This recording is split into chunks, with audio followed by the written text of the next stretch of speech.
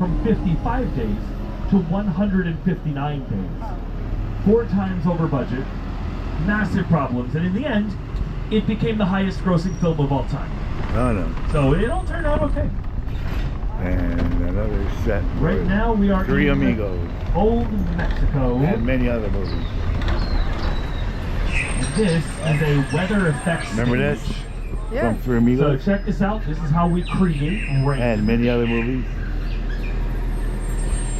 So we get this little, looks like Isla Nubaloa. It's a Thunder and lightning. It's the a- lightning we would use on set with the cameras. The thunder we would add after filming with the rest of the sound effects. Action on the rain. There goes the rain. Alright, I knew that would happen. It's a very More high lightning. With a sprinkler on top of it. Water crews up into the air to ankle, goes back to the ground very naturally.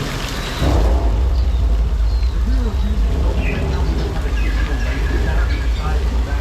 So a lot of what you see on screen is really the light refracting through the drop, not just the drop itself. Yes, so the camera